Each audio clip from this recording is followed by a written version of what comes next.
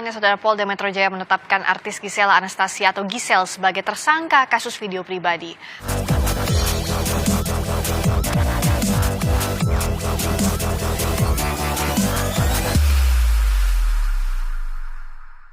Polisi menyebut dalam pemeriksaan Gisel mengakui sosok di video pribadi itu dirinya.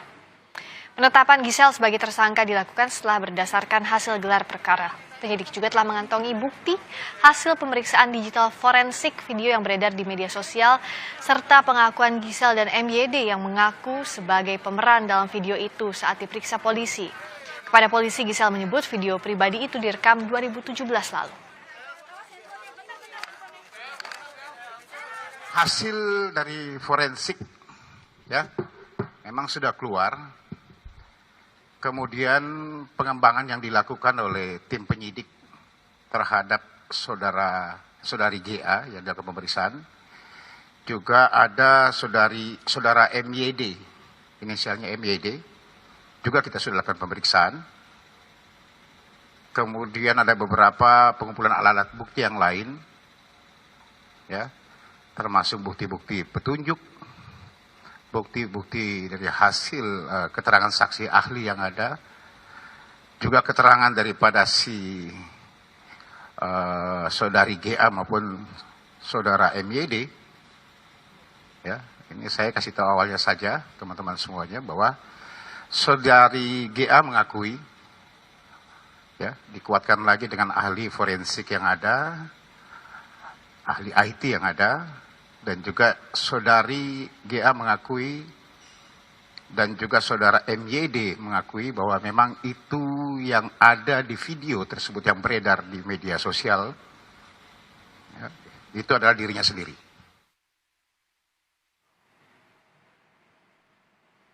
Tak hanya menetapkan Gisel, polisi juga menetapkan seseorang berinisial MYD sebagai tersangka. Pria berinisial MYD diduga pemeran laki-laki dalam kasus video pribadi Gisel yang beredar di media sosial. Keduanya kini dijerat polisi dengan pasal Undang-Undang Pornografi.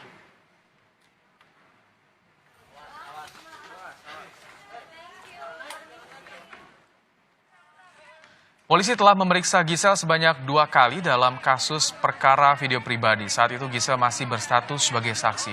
Polda Metro Jaya juga telah mengirimkan berkas perkara 2 tersangka penyebar video pribadi ke Kejati DKI Jakarta. Jaksa mengembalikan berkas perkara karena masih ada kekurangan sehingga Gisel sempat dipanggil kembali oleh penyidik untuk melengkapi berkas perkara. Lebih lengkap terkait kasus video pribadi yang menyeret artis Gisel Anastasia sebagai tersangka, kita terhubung dengan jurnalis Kompas TV, Tifal Solesa dari Mapolda Metro Jaya. Tifal, apa bukti kuat yang dimiliki oleh polisi untuk menetapkan Gisel sebagai tersangka? Hal utama yang dipegang oleh penyidik untuk menetapkan Gisela Anastasia selaku pesohor sebagai tersangka dalam kasus video pribadi ini adalah pengakuannya sendiri saat diperiksa oleh pihak Direktorat Reserse Kriminal Khusus Polda Metro Jaya. Saat itu yang mengakui bahwa dalam video pribadi itu ia ada di dalam video itu, dialah yang ada dalam atau berperan dalam tanda kutip dalam video pribadi yang sudah beredar luas di media sosial beberapa waktu lalu bersama dengan sosok lelaki berinisial MYD. Kemudian diperkuat lagi dengan hasil uji forensik atas materi digital yang menjadi bukti dalam kasus ini serta juga keterangan saksi-saksi ahli. Sehingga kemudian tadi kita juga sudah dengar bahwa baik Gisel maupun MYD sudah ditetapkan statusnya naik dari saksi menjadi tersangka. Jerat pasal dialamatkan kepada keduanya sesuai dengan Undang-Undang Nomor 44 Tahun 2008 tentang pornografi. Kalau bisa saya jelaskan di sini, ada pasal 4 ayat 1 jungto pasal 29 disebutkan di sana bahwa setiap orang dilarang melakukan tindakan menyediakan konten pornografi secara eksplisit, mulai dari memproduksi, membuat, memperbanyak, menggandakan, menyebarluaskan, bahkan menawarkan atau memperjualbelikan itu. Apabila kemudian itu dilanggar, maka di pasal 29 diterangkan ada sanksi pidana penjara minimal 6 bulan dan maksimal 12 tahun, serta denda dengan besaran dari 250 juta rupiah hingga 3 miliar rupiah. Ada pasal alternatif juga yang dialamatkan kepada kedua tersangka atas kasus ini, yakni di pasal 8 yang menerangkan di situ bahwa dilarang bagi siapapun dengan sengaja atau atas persetujuan dirinya menjadi objek atau model yang mengandung materi pornografi. Apabila itu dilanggar, maka termuat dalam pasal 34 pidana penjara bagi pelanggarnya, yakni maksimal 10 tahun dan denda dengan besaran 5 miliar rupiah. Penetapan dua tersangka ini, dalam hal ini Gisel dan juga MYD, menjadikan total tersangka dalam kasus peredaran video pribadi ini menjadi 4 orang. Sebelumnya pada bulan November 2020 lalu sudah ada 2 orang yang ditetapkan sebagai tersangka yang disebut sebagai pengedar ataupun juga penyebar dari video konten video pribadi itu dengan inisial PP dan MN. Masing-masing ditangkap saat itu di Pondok Aren, Tangerang Selatan, Banten, dan juga Sawangan, Depok, Jawa Barat. Tidak hanya dijerat dengan undang-undang pornografi, tapi kedua penyebar ini juga dijerat dengan undang-undang informasi dan transaksi elektronik. Disebutkan pada pasal 27 ayat 1 bahwa dilarang bagi siapapun dengan sengaja atau tanpa hak mendistribusikan atau mentransmisikan atau membuat diaksesnya materi informasi atau dokumen bermuatan asusila.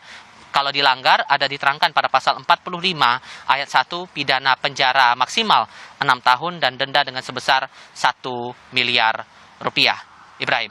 Tifal, jadi setelah ditetapkan sebagai tersangka, Gisel dan juga MYD ini kapan akan diperiksa kembali oleh polisi?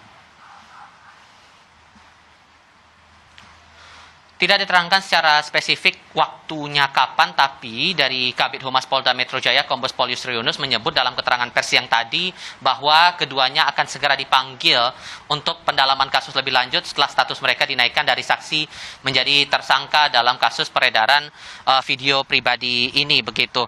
Dan juga untuk hal lainnya yang perlu kita pahami bahwa penetapan keduanya merupakan hasil gelar perkara yang telah dilangsungkan oleh pihak kepolisian, dalam hal ini Direktorat Reserse Kriminal Khusus Polda Metro Jaya, setelah mendapatkan sejumlah keterangan baik itu dari saksi ahli, kemudian dari keduanya yang disebut akhirnya diketahui merupakan pemeran dalam video tersebut berdasarkan pengakuan mereka, kemudian dari hasil uji forensik serta beberapa bukti-bukti lain yang memperkuat adanya pelanggaran pidana dalam kasus peredaran video pribadi ini, Ibrahim.